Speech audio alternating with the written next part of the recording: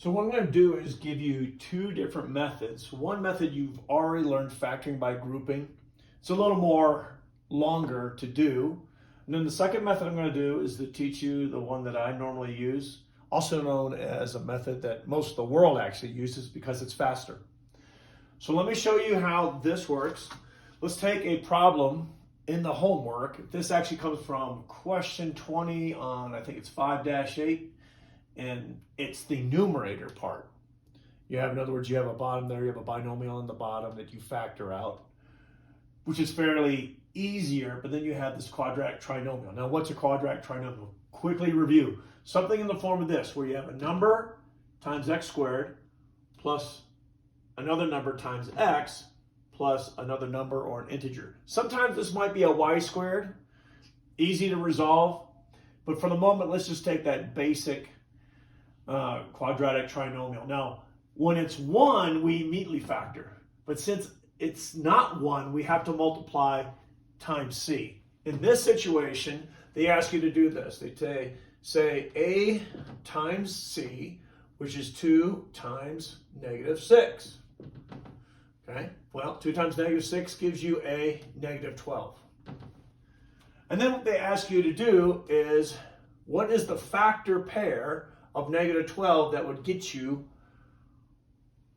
b, which would be 1 over here? Well, that factor pair, we would say, well, 4 times a negative 3. 4 times a negative 3, because 4 times negative 3 is negative 12. Remember, don't use this. This is why it's a little confusing sometimes, because some people get caught and they start trying to do this. You got to go to negative 12s. So 4 times negative 3 is negative 12. 4 plus a negative 3, or 4 minus 3, is 1. So now what we do is we go ahead and write this out. We take the original equation, we drop it down. 2w squared plus 4w minus 3w. All we did was expand this based upon this factor pair minus 6. Now, that's pretty lengthy, but again, now what we're going to do is group by factoring. Well, we've got a 2w squared plus 4w. These terms we will go ahead and group and factor. What's the greatest common factor? Well, out of this is 2w. So we're going to divide both by 2w. This would give us 2w divided by here would give us w, okay?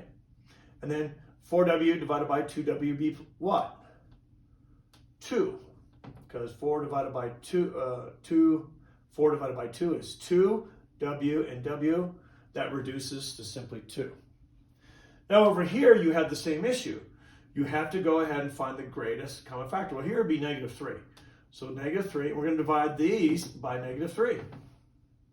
So negative 3 divided by negative 3, that would leave you w. Negative 6 divided by a negative 3, a negative divided by a negative is a positive. That would leave you with also, 2. Now, we know we're correct in factoring by grouping because we get these same binomials. So we know that because you have like binomials here, you will have one of those down here in your final answer. Where's the other binomial? The 2w and the minus 3. So now you get 2w minus 3. This is what you learned back in December. Many of you like to hold to this and you want to use it. You are more than welcome to use it. It's just a lot of steps. Now let me show you a much more quicker way that most of the world uses when factoring.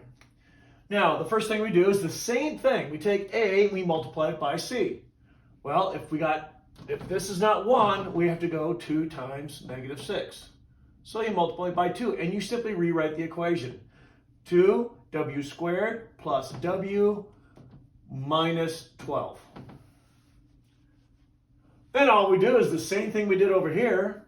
What two factor pairs that multiplied to give negative 12, when added together, would give us a 1. Remember, that's a 1 there before the w. Well, that would be 4 and negative 3. So all we have to do now is actually write our two binomials. We know, and I leave a little space in front, I know that one is w plus 4, and the other one is space w minus 3. Now remember, since we multiplied by 2 over here, all we got to do to square this up is simply divide the numbers in each of these binomials by 2. That's all you have to do. Well, since this becomes 4 divided by 2 is 2, we get w plus 2. Good.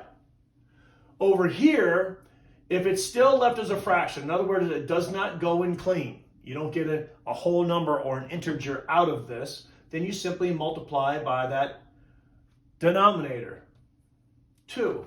Well, what is 2 times w? 2w. What is negative 3 over 2 times 2? Well, they reduce, leaving you with negative 3. Notice that the answers are the same. So those are the two methods. A lot of people like this better because it's accurate, it's quicker, you can see it, you don't have a lot of extra effort in your homework, which means less mistakes. But if you've done factoring by grouping and you want to use this, then feel free to do so. We'll see you guys on the high ground.